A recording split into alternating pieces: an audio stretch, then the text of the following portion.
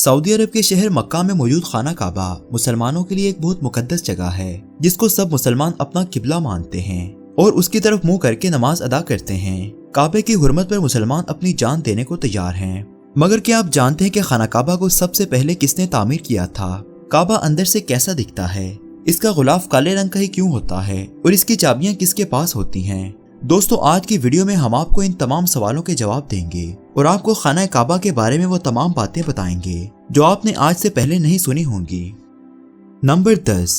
दोस्तों, खाना काबा को आज हम जिस हालत में देखते हैं वो हमेशा से ऐसा नहीं था। कुदरती आफात और कुछ इंसानों के खड़े किए गए मसलों की वजह से खाना काबा को काफी बार तामीर किया गया है। आज तक हम ये सुनते आए हैं कि खाना काबा की तामीर हजरत इब्राहिम अलैहिस्सलाम और उनके बेटे हजरत इस्माइल अलैहिस्सलाम ने पहली बार की थी, मगर असल में ऐसा नहीं है। अल्लाह ताला ने हजरत आदम अलैहिस्सलाम को पैदा किया तो उन्होंने अल्लाह के हुक्म से सबसे पहले खाना काबा की तामीर का आगाज किया था। खाना काबा की बुनियाद रखने के लिए हजरत आदम अलैहिस्सलाम ने आसपास की पहाड़ियों से पत्थर लिए थे। हजरत आदम अलैहिस्सलाम के खाना काबा तामीर करने के हजारों साल बाद जब अल्लाह ताला ने हजरत नूह अलैहिस्सलाम की कौम पर अजाब नाजिल किया था तो इस तूफान की वजह से खाना काबा भी बह गया था, मगर काबे की बुनियाद को वो तूफान हिलाने से कासिर रहा था। इसी बुनियाद पर हजरत इब्राहिम अलैहिस्सलाम और उनके बेटे हजरत इस्माइल अलैहिस्सलाम ने मिलकर खाना काबा को दोबारा से तामीर किया था। इस्लाम के ज़हूर से पहले मक्का पर हुक्मरानी करने वाले कुरैश के कबीले ने 603 ईस्वी में खाना काबा को दोबारा से तामीर किया था। कुरैश कबीले के लोगों के दिलों में काबा का एक मुकाम था क्योंकि वो अपने बुत काबे के अंदर रखते थे, इसलिए उन्होंने तय किया था कि वो हलाल की कमाई से काबा की तमीर करेंगे। अहले कुरैश ने लकड़ी और उस वक्त की जदीद फन तामीर के मुताबिक काबे को तामीर किया था और काबे के दरवाजे को जमीन से थोड़ा ऊंचा करके लगाया था ताकि सैलाब आने की सूरत में काबा बचा रहे। कुरैश के लोग हराम खाते थे जिसकी वजह से काबे की तामीर के वक्त उनके पास हलाल वसाइल महदूद रह गए और वो काबे की छत तामीर न कर सके। कुरैश के बाद काबे की तामीर को सैयदना अब्दुल्ला बिन जुबैर रज़ियल्लाहु ताला अन्हु ने मुकम्मल करवाया और सबसे आखिरी बार काबे की तामीर अब्दुल मलिक बिन मरवान ने हज्जाज बिन यूसुफ से कहकर करवाई। हज्जाज बिन यूसुफ ने काबे को पूरी तरह से गिराकर उसी की बुनियाद पर दोबारा से काबे को तामीर किया। काबे की तामीर जिस तरह से हमें आज नजर आती है उसे अब्दुल मलिक बिन मरवान ने ही करवाया था। नंबर 9। 7वीं सदी में खाना काबा को कस्वा यानी काले कपड़े से पहली बार ढांपा गया था। इस कपड़े को हर साल हज के दौरान 9 ज़िलहज यानी यौम अरफात की सुबह सुबह बदला जाता है और पुराने गुलाफ को मुख्तलिफ हिस्सों में तकसीम करके मजहबी तंजीमों और इस्लामी रियासतों के ओहदेदारों को भिजवा दिया जाता है। कस्बा को मक्का के जिले ओमल जूद की एक फैक्ट्री में रेशम और कॉटन के कपड़े से तैयार किया जाता है और इसकी तैयारी में $60 मिलियन की लागत आती है जो सऊदी अरब की हुकूमत देती है।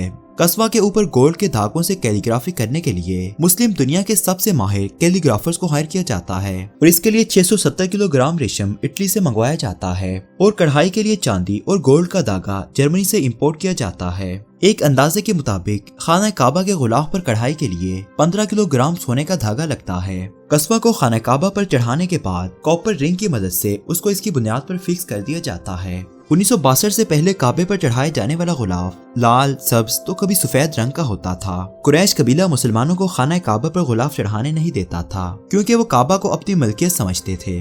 फतह मक्का के बाद हासाती तौर पर लगने वाली आग की वजह से काबे का गुलाफ जल गया था। आप सल्लल्लाहु अलैहि वसल्लम ने खाना काबा को सफेद कपड़े से ढक दिया था। बाद में आने वाले हुक्मरानों ने अपनी मर्जी के रंगों को इस्तेमाल करके काबे पर गुलाफ चढ़वाए। मुआविया ने सबसे पहले अब्दुल्ला इब्न जुबैर और अब्दुल मलिक की मदद से काबे पर रेशम का गुलाफ चढ़ाने का रिवाज कायम किया और तब से लेकर आज तक खाना काबा के गुलाफ के लिए रेशम का कपड़ा ही इस्तेमाल किया जाता है। मुआविया के दौर में काबे पर साल में 2 बार गुलाफ चढ़ाया जाता था।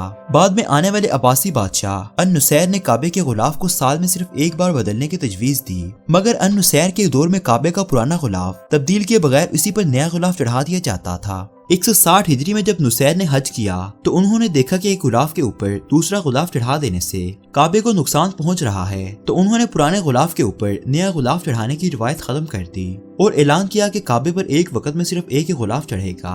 बादशाह अल मामून काबे के गुलाफ को साल में 3 बार 3 मुख्तलिफ रंगों से बदलते थे। उनके दौरे हुकूमत में 8 ज़िलहज को काबे पर लाल रंग का गुलाफ चढ़ाया जाता था। पहली रजब को सफेद और रमजान की 29वीं शब को काबे पर लाल रेशम का फूलदार गुलाफ ज़ेब-ए-तन किया जाता था। अन-नुसैर को लाल रंग कुछ खास पसंद नहीं था, इसलिए उन्होंने काबे के गुलाफ का रंग तब्दील करके सब्ज कर दिया था। अल मामून और अन-नुसैर दोनों बार बार गुलाफ के रंग तब्दील करके आजिज आ चुके थे, इसलिए उन दोनों ने मिलकर फैसला किया कि काबे के गुलाफ का रंग न सब्ज होगा और न ही लाल बल्कि काला होगा। उस वक्त से लेकर आज तक काबे के गुलाफ का रंग काला ही है। हजरत उमर बिन खत्ताब रज़ियल्लाहु तआला अन्हु के दौर हुकूमत में काबे का गुलाफ तब्दील करने के बाद हज करने वाले लोगों को दे दिया जाता था ताकि वो खुद को मक्का की धूप की सख्ती से बचा सकें।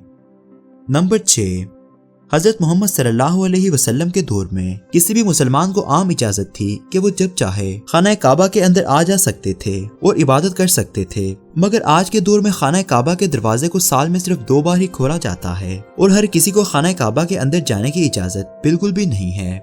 खाना काबा के दरवाजे से अंदर सिर्फ खास शख्सियात को जाने की इजाजत हासिल है। काबे के दरवाजे से अंदर जाएं तो वहाँ पर पत्थर के 3 लंबे लंबे सुतून, लैंप और एक मेज नजर आएगा। काबे के अंदर की दीवारों के निचले हिस्से पर सफेद मार्बल और ऊपरी हिस्से पर सब्ज रंग का कपड़ा लगाया गया है। छत पर जाने के लिए सीढ़ियां भी काबे के अंदर से होकर गुजरती हैं। बहुत सालों पहले ये दरवाजा सिर्फ सऊदी अरब के बादशाह के लिए ही खोला जाता था ताकि वो काबा के अंदर जाकर अल्लाह का घर साफ कर सके और इबादत कर सके, मगर अब ये दरवाजा दूसरे अहम लोगों के लिए भी खोला जाता है। हज के दौरान रश की वजह से ये दरवाजा बंद ही रहता है। वो लोग बहुत खुशनसीब होते हैं जिनको काबा के अंदर जाना और वहाँ की सफाई करने का मौका मिलता है, क्योंकि ये मौका हर किसी को नसीब नहीं होता है।